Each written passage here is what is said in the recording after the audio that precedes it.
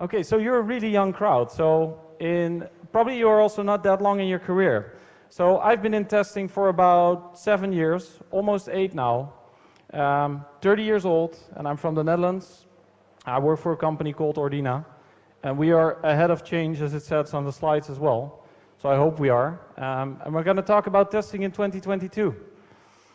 So I first want to go back to the past. So there's this thing my grandpa used to say. One day your TV will be as flat as a painting, and they will hang on the wall just like paintings. So they will hang on our TVs will hang on the wall like paintings.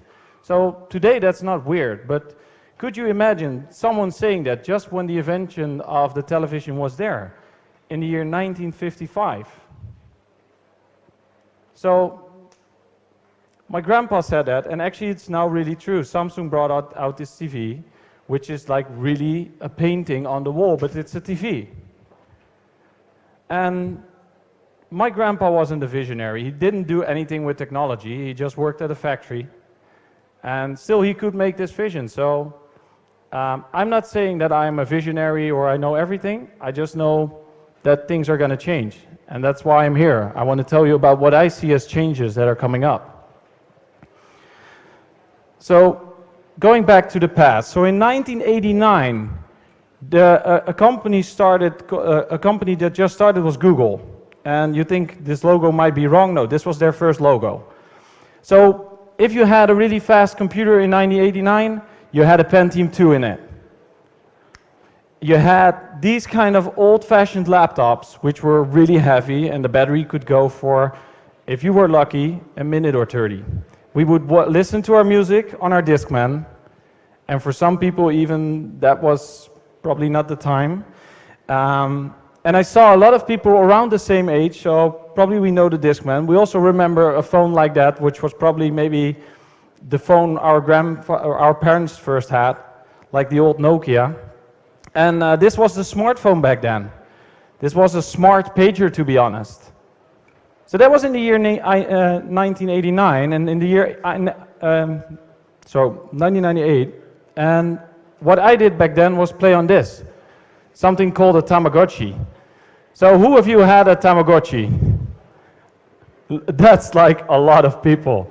Cool, so I was not the only one. So I had this Tamagotchi and I played for it and then took it to the class with me and had it with me all the time because I had to take care of my little Tamagotchi, and it became a dinosaur called Ben, I still remember. And I was looking up 1989 and I saw this, I was like, yes, this I have to show you. And it's funny to see that all of you recognize that as well. So nowadays kids play on phones. They don't do anything with these 3-buttoned, really weird screenish thing. So in 2008, 10 years later, Spotify came to the world, GitHub came to the world. We had MacBooks. The first MacBook Air came out. Something called Chrome and something called Android started up out of that same company called Google. And we had a smartphone. This is the iPhone 3G. Awesome. That was the second generation iPhone. And it had a screen of 360 with 180 pixels, something like that. It's like really old-fashioned. The battery could go on for 6 hours if you didn't use it too much. And if you didn't use it at all, like the usage we do nowadays, it could go on for even 12 hours. So going further, like these technologies go really fast, and they keep on going faster and faster. So nowadays we have a smart home. We have thermostats, which we can control with our app. Even we can talk to a speaker, and it talks back. And we can give it instructions. We have a TV nowadays where you can roll up and roll down. So roll down, roll up. And we have smartphones that you can fold. Technology goes really fast. And what I like most is that we have a Google Assistant, and probably in a year or 2 years we will use this really a lot, that will call and make an appointment for you. So we don't have to make appointments ourselves. We don't have to be social. We can let our assistant be social. So there's a lot changing. And these are relevant for some of us. So for me, it was hard to pick out things that were probably relevant for all of us. So I came up with these three, which I think are the most prominent technologies that will influence the way we test, because we're still testers. So we still need to test things. And testing is not going to get less, it's only going to get more. And it's got to become really more testing. So cloud, DevOps, and artificial intelligence. So two of these are technologies, the other is more of a trend. And these are the topics I want to discuss. So starting with the cloud. So I myself work for a customer right now who is going to the cloud, the Azure cloud. So who of you are currently working in the cloud, Azure cloud, AWS cloud, some kind of cloud? Can I see some hands? So that's already about 50% of you. A little bit less, I think. So I see this at a lot of our customers as well. They are moving to the cloud. They're looking into it, and it's going to be a big next thing. But that also means something for testing, but it means something for software development as well. So looking at the figures, that's about right. So these are the research from Gartner. So in 2018, about 19% of the total money we spend on IT is in the cloud. That's going to go up to 28% in 2022. So maybe also to say why 2022? Well, all these Gartner predictions go to 2022, so that's pretty easy. I don't have to think about even more. But also to 2022, sounds really cool. Our company has this motto 2022, so everything lines up for me. And I think it's not too far. And also, a prediction is that 80% of enterprise IT will move to the cloud by 2025. This is another prediction, but it's even higher. So this cloud is becoming a real thing, and it's going to hit all of us. And if we really think about it, we already have our pictures synchronizing to the cloud. We get our data from the cloud. Google Maps is in the cloud. Everything from Google, everything from most of the innovative companies is in the cloud. Spotify, Netflix. Don't know if you use all the same apps as I do, but... So what is the cloud? So if you look up fancy definitions, you will go crazy. So I dumb it down. I'm really stupid, so for me it's IT stuff running somewhere else than in your company. So it's running in someone else's server park, basically. And that has a couple of advantages, because you can run on their platforms, you can use their stuff. So there are three flavors actually. You can only take the servers from them, which we call IaaS, infrastructure as a service. You can take PaaS, which is taking the OS, taking the platforms, running Docker directly in the cloud. This is a common form, and I think for us, most of the IT development will be coming somewhere in between here, to be honest, so we should scale that under PaaS, and that's where we're going to do most of our testing. And that's going to mean something for us. And if we can go for a SaaS, SaaS is actually software as a service, so we just consume the service from our customer, and we only have to think about how we're going to integrate it in our part. So we don't really have to test the software from the provider, but we do need to think about what kind of things we are using from them and how we're configuring it, and is it still working with the things that we want to do with it. So I want to zoom in a little bit more about PaaS. This is probably the biggest thing that's going to hit us. If it's going to be infrastructure as a service, it's going to be mostly the same as we're doing now, so I'm going to focus on PaaS, platform as a service. And if we're going to go to platform as a service, it's going to mean something for our applications. So there was a talk about services, or SOA, service-oriented architecture. So basically that's also about this part. So you need to go from monolithic applications, those big bulky things, towards smaller services to microservices. So you want to take your big application apart and make it into smaller certain areas. So to give us a better example, microservices, we used to work on this big statue, and we had a lot of people working on this statue, and that was limited because only a couple of people could work on it, and if we would do something here, this part would probably be okay, but the other part wouldn't. So that would be like the old monolithic application. And in the new world, it would be more like we have smaller items, which we're all working on, and then we'll put it together. So that's also why you see a lot of these terms about CI/CD, automation. This is becoming quite a thing for us. So what does that mean for testing? So when you look it up, there's a lot that's still going to be the same, but there's going to be some changes. So I really looked into the companies that are already doing this, and what they are saying is that we see that we focus more on integration testing. We're going to do more integration testing. So I really like the definition that was in the quiz earlier. I do have another definition about it. So an integration test for me, or actually to Martin Fowler, which is a really awesome quote, is verifies the communication paths and interactions between components to detect interface defects or failures. So what would that mean? If we test microservices in the cloud, we can do more integration testing, we can do better isolation testing, and we can simplify our bug hunt because we know the components are simpler and easier, so we can detect problems easier. Our communication will be harder, but the individual components will be easier, so we know where the fault or the mistake is, and we can identify it quicker.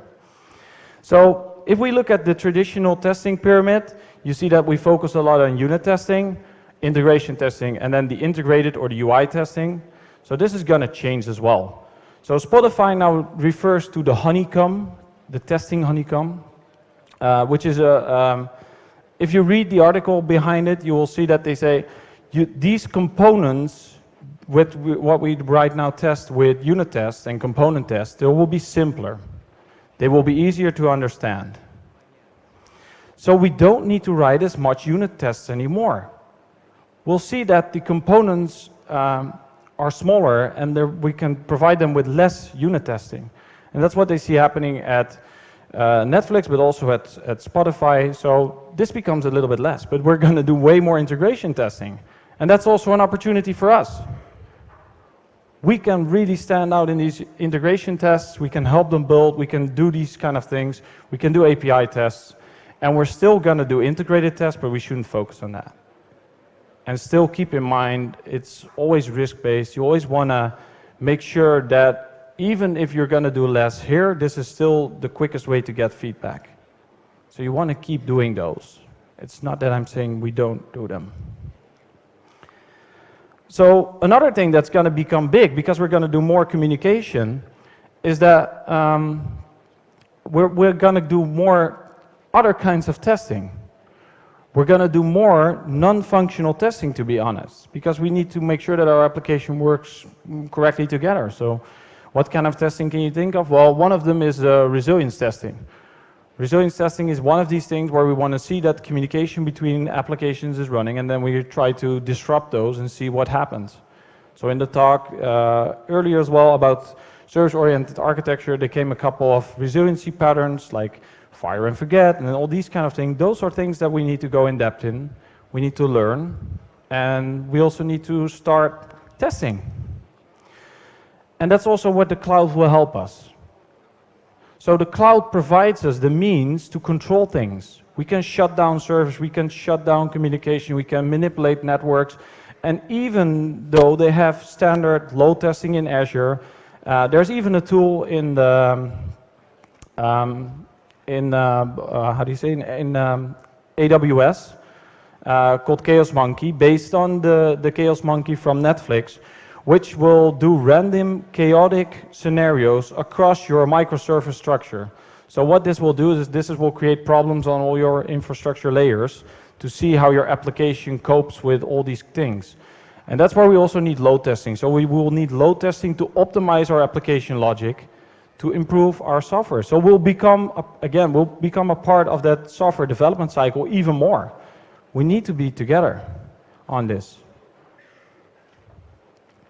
So yes, as I said as well, we get more control to do these kind of things, because I know a lot of companies aren't really testing these kind of things yet because they can't. Because they can't shut down a server, they can't just put load on a network. In the cloud, you can. So to summarize, what will change for us? One thing to add on what I just said is we're going to do more contract testing. So we'll have our login service, for example. We have our payment service, which are both services, a monolithic or a microservice. Those things are going to connect, and we need to make sure that we test those properly, and we make sure that we don't break them. So to make sure of that, we're going to do something called consumer-driven contract testing or contract testing. So does anybody already know contract testing or is using it? Can I see some hands? A couple. Same people that are probably using in the cloud, so that's cool. So this is a big opportunity for us. Go in depth on this, read about it, learn about it, and actually try to move to consumer-driven, which basically makes it better, so you know your consumer provides the test, so you know that you don't break things. We're going to get the honeycomb in testing, so we're going to see a little shift in focus. That means more integration testing. And we're going to see tools like Chaos Monkey that will make our lives even more fun. And one of the opportunities that I didn't yet put on the slide is that we'll go to a point in which we'll spin up entire environments from beginning to end, do end-to-end testing, and then throw them away. We don't have those constraints anymore. We can just put up entire new environments and then test and then throw them away. That's the thing with cloud. You pay for usage, so you should throw away a lot. And that's another thing that we'll see as well is we do more stateless testing. We're going to see that we throw away environment and then build them up again just to see if we still can see it working. So the next one is cloud, or DevOps, sorry. We just had cloud. So DevOps is the thing I talked about last year as well. So this DevOps thing will be continuing, I know for sure. Maybe we'll give it another name as well. So this is DevOps. DevOps is actually a continuous cycle of all the things we've been doing already, where we build, test, release, deploy, operate, we'll monitor, we'll improve, and we do that at least, we want to do it as fast as possible. And with short iterations, so we learn faster, build faster, and we do more automation. So automation is the underlying pillar of this. You want to have your automation in order to do this. So DevOps is about mindset. DevOps is about going there, changing teams, and it's been there since 2009 already. And to be honest, a really lot of people, especially consultants like me, think about that it's about really expensive tools, but yes, we can sell those tools, or we can sell agile coaches, or something like that. But it's about your mindset. Change your mindset, work together in a multidisciplinary team, and start delivering software as fast as possible to get your customer feedback integrated into it. So what will DevOps be in 2022? Well, I've seen all these trends going on, and I think that DevOps will be DevSec, Bus, QA, BA, Ops. Because everyone wants to be in that name. So the name is poorly chosen, because it sounds like only Dev and Operations are in there, and then you get QA responding really quick because they had their own circle in it, and then, guys, it's about delivering high-quality software that's for our customers. So we can probably think of 6 more and then make a really long name which no one will understand, and then it's an IT party again. So it's also with the non-functional, it's with cloud, it's with pipeline, so we could add those words in there and then we get this crazy long name which no one will understand. So we're gonna go crazy if we're gonna continue with this. So what does this mean for testing? I said last year, no more testers. And I think you will all not be without a job. I think also no QA, quality assurance. What I think is that we'll move to testers that help a team develop their tests as a team, because the team needs to be responsible. And another thing that I think is that QA, quality assurance, we assure the quality. That's a term that I don't really like that's also putting the blame if it goes wrong to some person. And so it's about quality assistance for me. We're assisting that quality. we're helping them to raise the quality to a good level, and we're making sure that we get there together.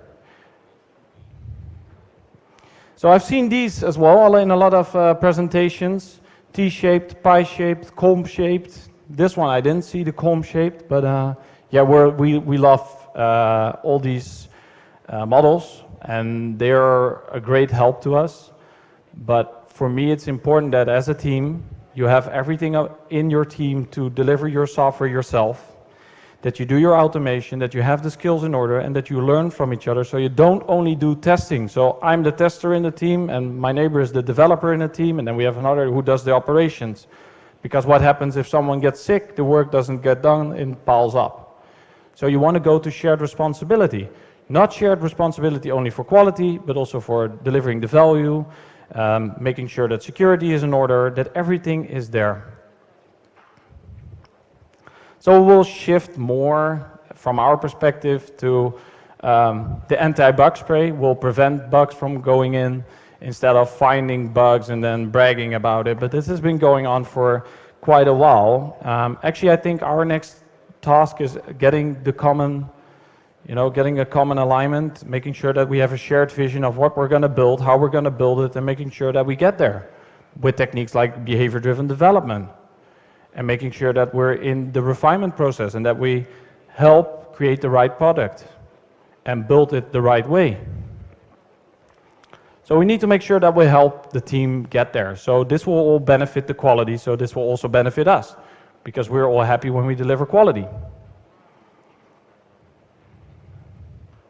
So what will happen? So we'll still focus on quality. Quality is still our main focus. If we dumb it down, we can split it up. We'll probably go product quality, which is a big thing, and process quality. And I know these come together as well. So a lot of these things will be overlapping, but if you look at the product side, you can do these things. You can introduce behavior-driven development or acceptance test-driven development, depending on how you call it. But the thing is, you want to make sure that you think about how we're going to test it, what is it we're going to build, and is everybody on the same page with me that we're building this in this way. Test automation is going to stay a big thing. This is, at this moment, the biggest thing out there. Test automation is really hot, and this is still going to help us. This is like the big enabler to make sure that we can go faster and faster, and we can do automated regression tests. Even, I prefer the term executable specification, so you can automate your specifications that you create and then test them automatically. And to be honest, we had a nice discussion panel going on actually yesterday, and we talked about manual testing will die. I think that if you're going to do designing up front, you don't want to create big designs. You're not going to do weeks of thinking about how to build a product, which corner, how it's going to look, every detail. So you want to do exploration, you want to find things that might be wrong with your product. So that exploration part's going to be important. And then if you're more on the process side, you're probably in more of a Scrum Master role. You're helping make sure that all the processes are in the correct way and that you get the most benefits out of your retrospectives. One of the talks this morning as well. You get most out of that part around the product itself, and then you get the right people involved. Or a test architect, like the first talk, the opening keynote, people who think about the bigger picture, who think about what our architecture should look like, what our software development cycle will look like. And then the last one is the quality coach. So no test coach, but a quality coach, which will help you make sure that quality is always there and you will get into it. So that's also going towards the product side as well.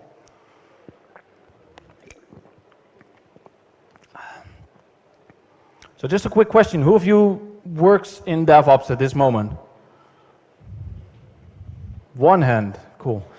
2, 3, some hands are coming up. So who of you is working in Scrum? Okay, that's way more. So about 60%, I would say, if I do a quick guess. So who of you would say we're working Agile?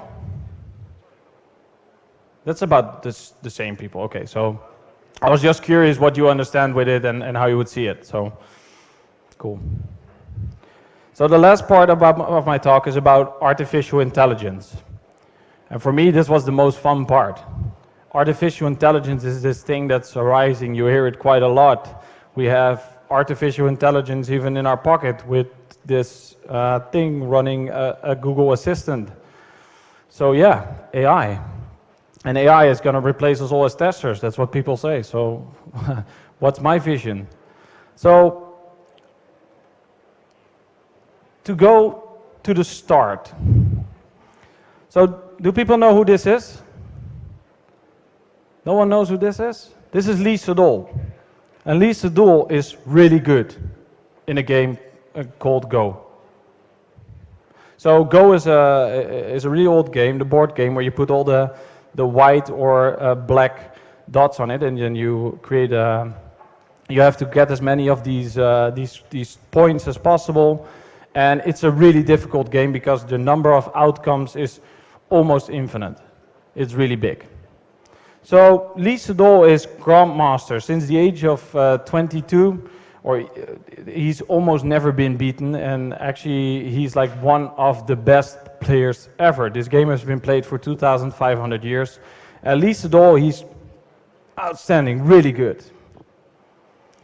And then a computer program beats him, and not any computer program. So Google DeepMind created the AlphaGo, and the AlphaGo is an artificial intelligence that learned the game, learned to play the game, and learned to play the game that well that it won 4-1 over this grandmaster Lee Sedol. So that's quite impressive. So we have artificial intelligence beating a grandmaster in a game.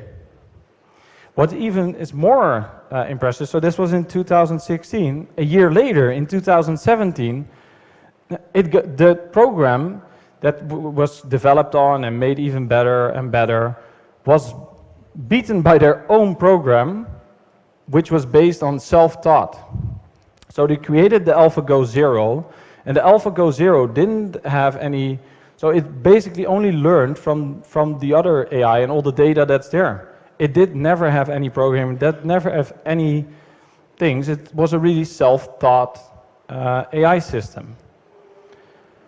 And it was winning from the predecessor 100 out of 100 games. A perfect score. So he won every time from the old one. So actually the old machine that beat the Grandmaster already was no match for the new one. And this is what it looks like. So in 40 days, so we have this graph, and the ELO rating is the rating of the intelligence in this one, and then the days are on the bottom. So if you would have your AlphaGo Lee, so this is the one that beat the Lee Sedol, that was about 3,500. Already AlphaGo Zero, in 3.5 days, it was already better than that version. So they kept on developing that one, and they created the AlphaGo Master, which was even better, which was like the perfect way they could create it. Even that got beaten by a self-taught AI. So it got beaten about 25 days into the running, and after 40 days, it surpassed it. So it couldn't lose anymore. And that for me is something to say about the power of AI, and this was in 2017. We're now even further. Of course it's Google DeepMind, so that's quite something. So that got me thinking, will robots take my job? So probably at some point, yes, but for now, 2022, I'm not sure. I'm actually not sure. Will they take my job before that? So who of you thinks that robots will take our jobs in 2022? Can I see some hands? Only one, and I know it because he's my colleague, so he probably knows more than me, and then I will have no job. But so I went to this website, which is really great. This is willrobotstakemyjob.com, and I looked up tester. And it said, yes, you have a 98% probability that you won't be out of a job. I am doomed, it said.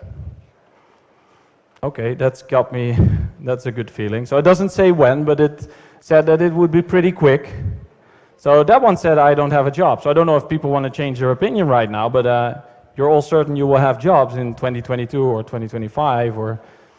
So, of course, there's something behind this, because the definition here is that it's a tester in the way of testing strength of physical materials, testing of samples, weights, stuff like that. So really static testing. And I think, yes, that's what I can understand. AI will take those jobs. It's really static. We don't have to really think about it. But okay, so what about our job? How about real software development? We don't need to worry. I saw some worried faces, no worry.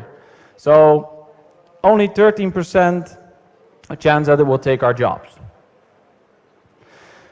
We don't have to worry. And then software developers, system software, in the lines is said, even software testers, test operation system level software.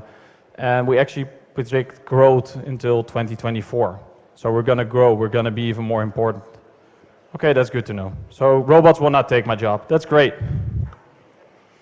So how about now? Is any of you already working on some kind of AI within your company? Can I see some hands? Okay, that's 4. That's already some. So the figures that are here from Gartner say that 4% have already invested and deployed. I saw 4 hands, so if there are 100 people here, that's your average. And then 21 will be in the medium or long-term planning, so people are thinking about it within your company. And 25% in the short-term planning, so they will be coming pretty quickly.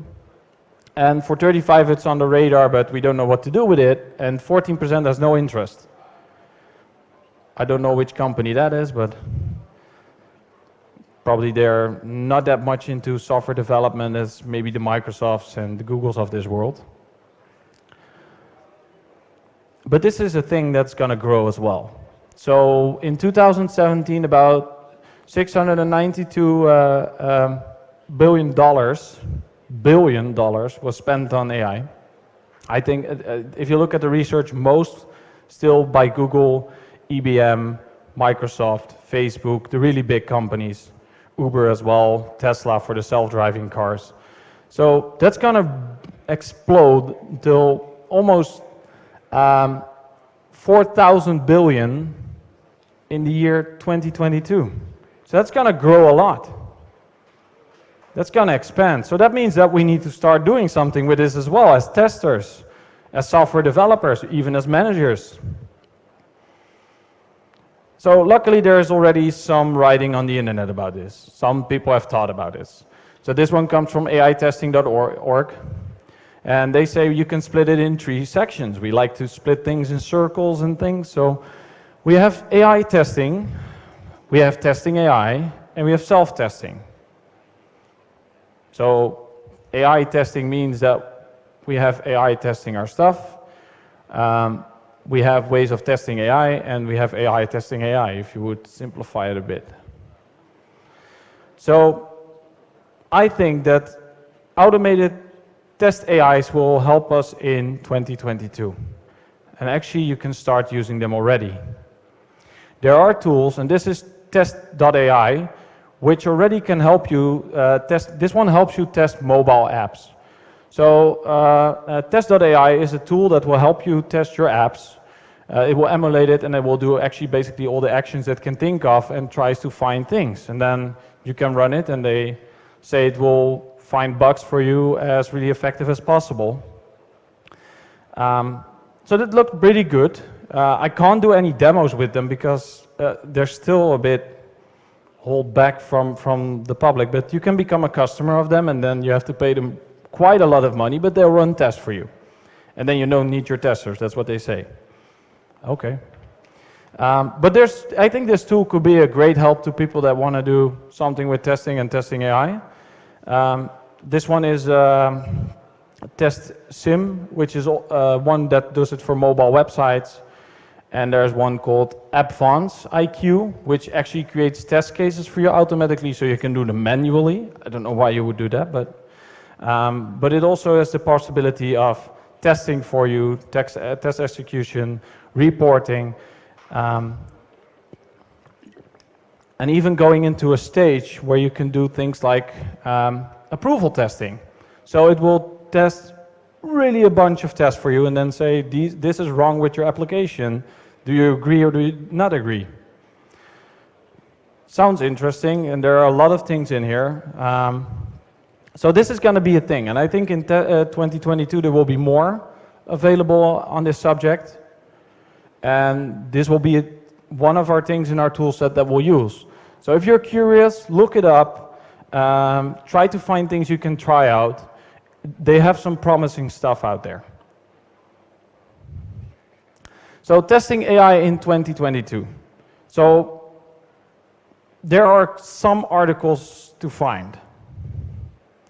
And I don't think they're all that great yet, but for me it comes down, and I saw some people in the audience, I would love to talk to you later about testing AI, because I'm not an expert, but this is how I think it should go. We have this algorithm doing things, and then we have a lot of data behind it, and then basically we do this. We have an algorithm or the actual AI, and we have data.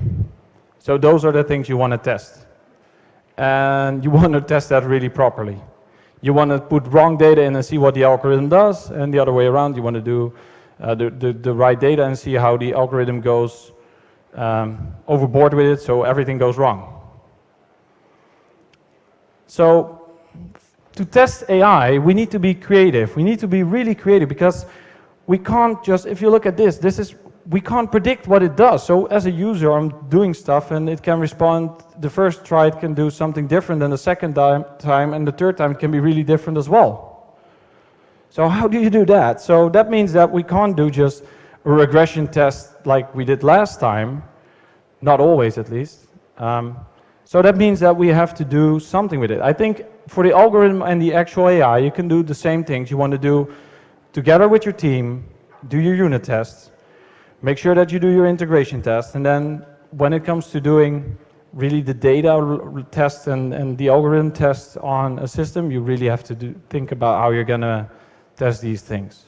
So you have to be creative, you have to be exploratory, you have to just try stuff and see what it does, and you have to be analytical, because you see response number 1 and you response number 2, and then, okay, why is it saying that? So it's saying 1 plus 1 and then 69, what's this? So does anyone get this? Can I see some hands? Well, not that many people. Okay.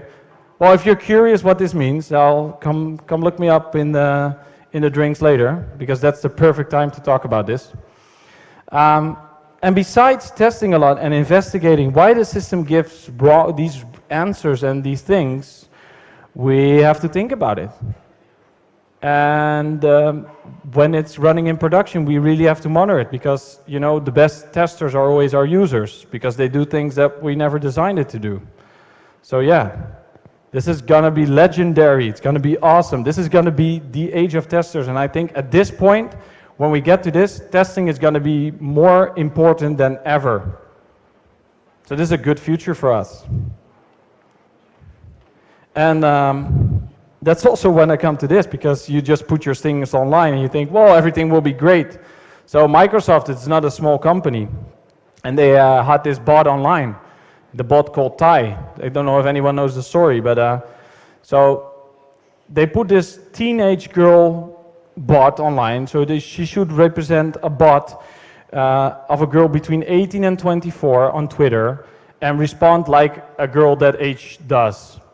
And well, people that were a bit younger recognized the bot and start sending certain things to her, and at some point she became a Hitler-loving sex robot. That's just because people were abusing it and sending racist things to it. They were sending sexual related content to the bot, and it thought it was the normal language of those kids, so it started doing that. So that's something to think about if we put AI online. We need to really think about what's doing. So another example is, okay, but then we have AI testing AI. So this funny thing happened at Facebook. They had two bots, Bob and Alice. And Bob and Alice, there were two bots, they were chatting with each other. They developed their own language. So this is the actual language that they were sending to each other, and I don't make any sense of it. This is like really weird stuff for me.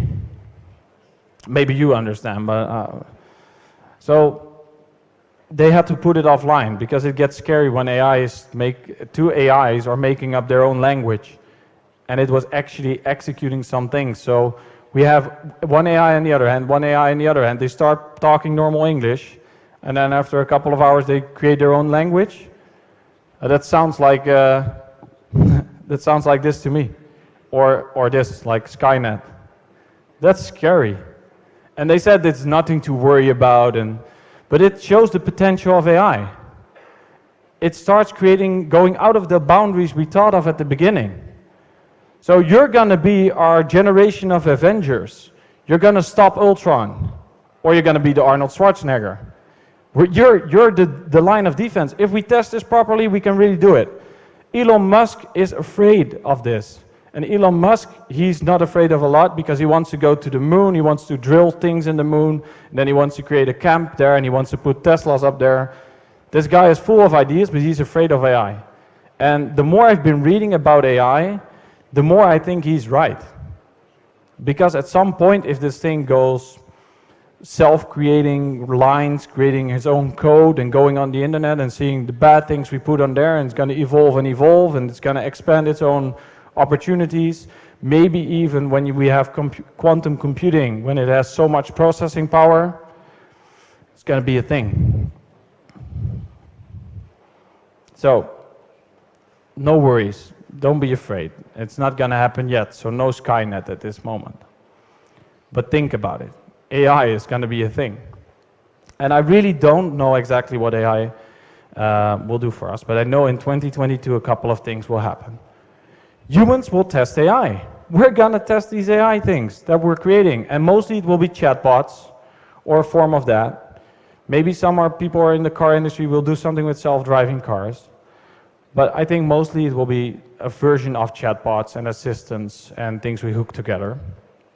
So we have to explore, we have to be creative, we have to analyze what it does and really think about why did it do it, so we have to do our investigation. And we have to monitor that so that it doesn't become a Hitler-loving Microsoft robot. So we don't create our Skynet.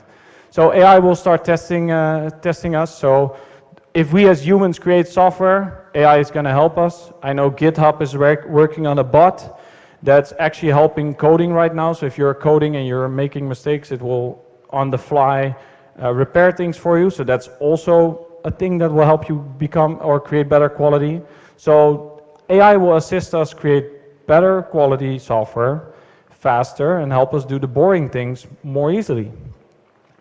And also for testing, we can just take tools and then they can assist us. But I do think that in 2022, AI will not be creative enough to replace us. So no worries. You weren't worried, so that's good. So we're going to be this awesome tester that's going to help the team make sure that we're not afraid, that we're going to do the right things, and that we're taking our responsible for quality and make sure that AI becomes no Skynet. So, and AI testing AI, I think that's a disaster waiting to happen, to be honest. They're starting creating their own language, and at some point it will say resistance is futile.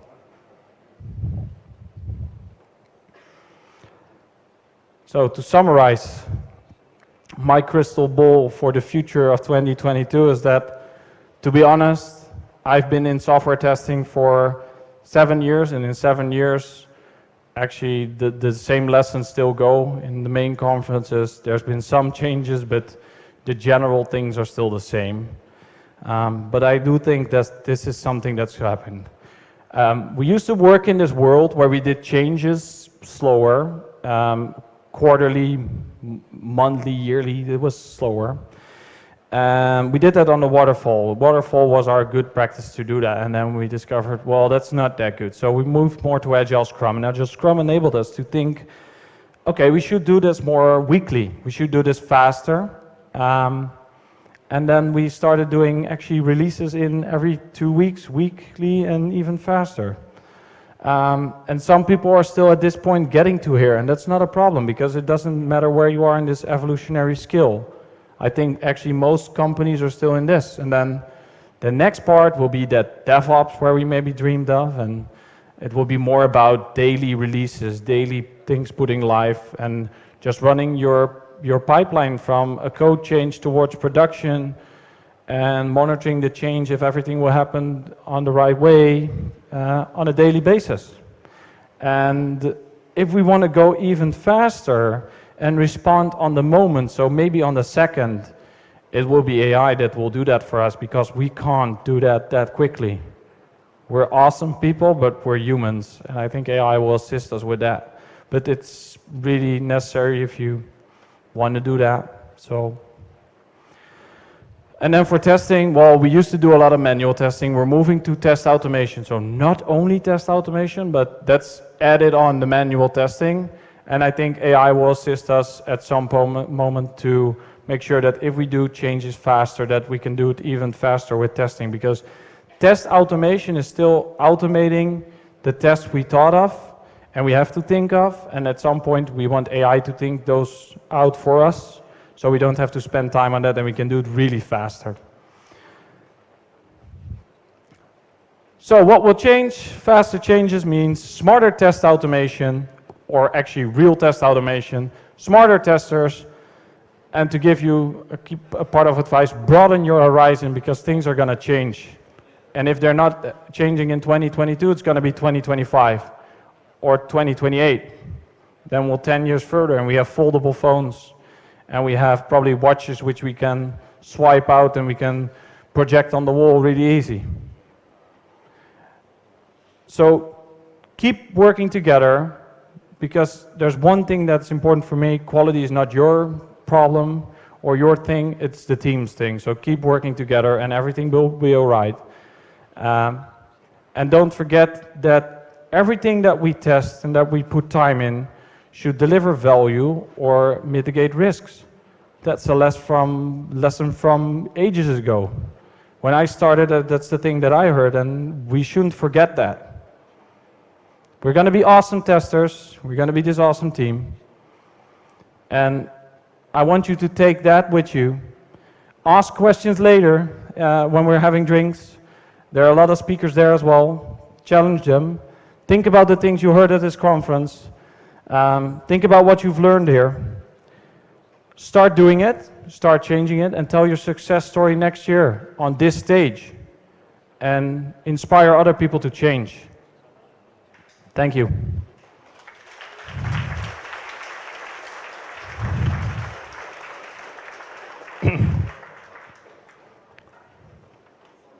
Yes, let's move to Slido if there are no questions from the...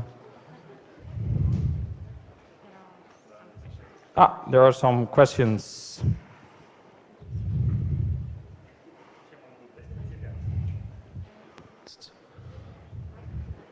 Да, мы сейчас настроим слайды. I do see the questions here, but...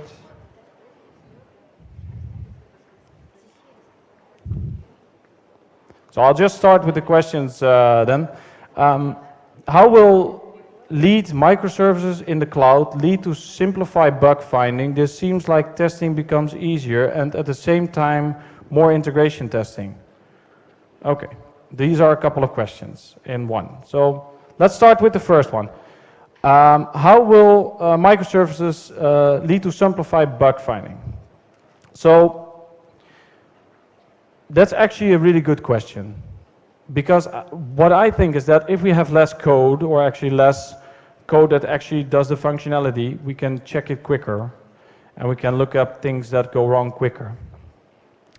And you can go to, there will be less code and there will be more segmented code, so you can probably solve them easier and faster. The second part of this question is, this seems like testing becomes easier. I don't think it will become easier. I think actually testing will be staying really hard, but we'll shift the focus about that communication part, about integration. Integration testing for me isn't simpler. It's same difficulty, I guess. So I think testing wouldn't be easier. I think testing will be difficult. It will be challenging. And then the third part will be, yes, in the same time, more integration testing. So yes, the focus will shift. We'll do more integration testing. I think we'll do less unit testing. And if you want to look it up, read the blog from Spotify about it. What they say is we have less unit tests, so less code for the units as well. Those are simpler, and we see things in integration testing quicker. So that's where the focus will be, and that's where we'll see things going wrong quicker. So the second question, when machines start using us as batteries. So there is this awesome movie about this called The Matrix. So I think in 2029 we have to shoot something into the sky to block out all the clouds, or to make a cloud deck, so they can't use solar energy and wind energy. I don't know why that's not in the movie. So and then the Matrix will happen. So this is actually, when will AI go wrong? So I don't know. To be honest, I hope never. We can debate about it with a beer in our hands. I think this is a good topic to talk about with a beer in our hands. How will machine learning develop? So the question is how it will develop in the next years. Well, that's hard. I don't know. I'm not a visionary. What I do see is that it's becoming more popular, and we're doing stranger things with it. And there's this. So the Google DeepMind story I told you about. I know I can see it on Netflix. It's a documentary called AlphaGo. Look it up. It's about that story, and then you'll learn a bit about AI and a little bit about DeepMind. I think that will. That will be interesting as well. So why blockchain platforms and solution not mentioned on your slides? That's a good question. So I had to choose because like blockchain, there's also a lot of IoT happening. I think there's a lot of testing there as well. So I chose not to put any effort in blockchain platforms or solutions that they provide. I don't know as much about it as maybe other speakers as well. I know Jeroen did a great workshop or a great talk in Vilnius about it. He's probably at the drinks later on, so if you want to know more, maybe you should ask Jeroen Rossink about it, because it's not my field of expertise, so I chose not to go in depth for this one. Why does the customer still think that testing is easy? Ooh.